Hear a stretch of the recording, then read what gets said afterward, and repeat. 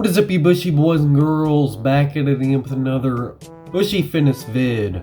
First one of the old February. How it's actually said, not February, which I find kind of weird. Anyways, that's another topic. We're gonna go over some reasons why you are not making gains, which is crazy, especially as a beginner.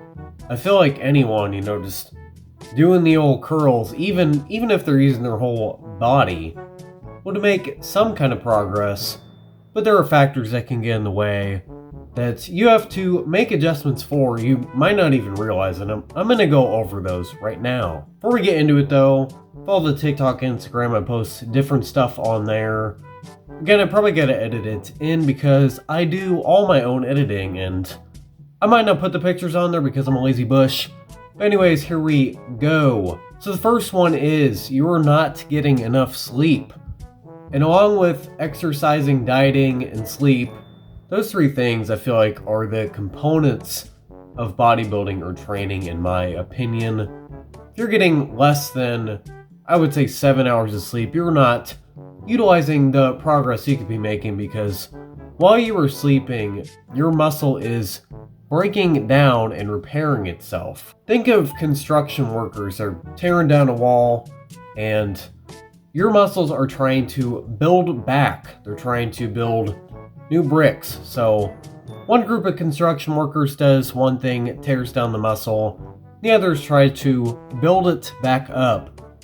The thing is about building it back up, it's going to be more and more over time, which is cool. That's what we want. So not having enough sleep can impact your recovery, therefore lead to slower, if not any gains, even negative gains. Aim for that 7 to 9 hour window. I know it's traditional, so just go for in the middle. 8 hours of sleep.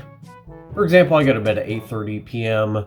Get up about 4:30 depending on the day. Sometimes 5 if I'm really sleeping in. I am an early bush, if you do not know. Another big one, so I mentioned those three, and the second one, how do you guys do your twos? I do them like this. I kind of did it weird. Let me know, is it like a peace sign? Is it horns? Yeah, I get off topic easily, but your diet, you're not getting enough protein.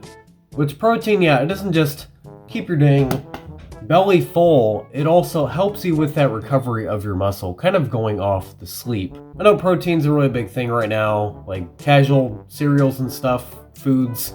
They're trying to label protein, it really only has like 6 or 10 grams.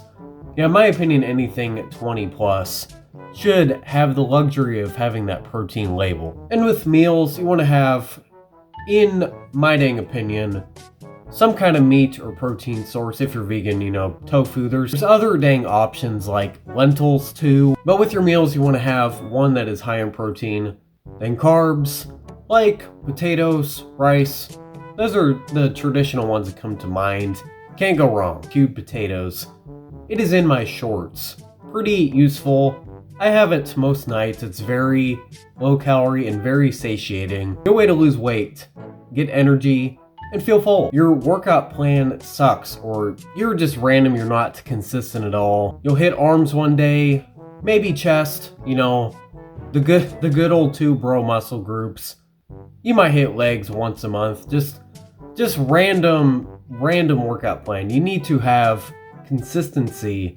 And I go 5 on, 2 off, so I do my workouts Tuesday through Saturday, ending on legs for Saturday. That way I have more energy. Because I like to lift in the morning, and I'm not going to have as much energy waking up first thing, having just a little snack compared to, a meal or two down. That's another thing too, if you can, make sure to have a few meals in your system.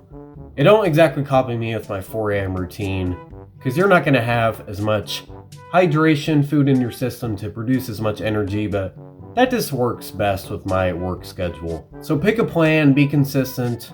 Make sure you hit each muscle group at least once throughout the week, and you'll be good. Pretty easy. Intensity, you're not giving enough effort. And the beginners, you don't have to go all the way to failure, even like 5-4 reps from it. What I mean is, if you feel like you could do 5 or 4 more reps and you are on your last set, your heaviest weight set, that is probably good. The very, very beginners, then even bump it down to like 3 reps. It's called from reserve, or reps in reserve, excuse me. Just slowly over time, get closer and closer to failure the more advanced you get. Then training to failure is really how you make gains, because your muscle is trying to get used to something different. If you're doing the same, friggin' shoulder press weight every time, you are not going to make progress because your body is going to adapt. That is the whole point of progressive overload, which is slowly putting on weight, reps, volume, intensity over time. That way we can get bigger, stronger, and be better bushes. If you're already doing the 4 I listed and following the big old Bush's advice, you're like, Bush, what the heck? I'm not even making any freaking gains. You're a liar. I'm unsubbing right now. Please make more sheep videos. Yeah, those will not be safe for YouTube. We definitely come to that conclusion. To try supplements like pre-workout. Again, if you're getting up really early, don't take pre-workout first thing or any kind of energy drink. That'll create a really bad habit and you will mess up your sleep. Same with taking it too late. Just check out my last video, fancy editing here. And protein powder is considered a supplement too, but stuff like steak, chicken, turkey, eggs, they'll have the protein you need, but the protein powder specifically is made up of amino acids, which your body needs, kind of like vitamins and minerals. That way you can help with your recovery and your muscle gains. Then creatine monohydrate, I have another short on that. I think I've covered mostly all of those 3 supplements pretty well.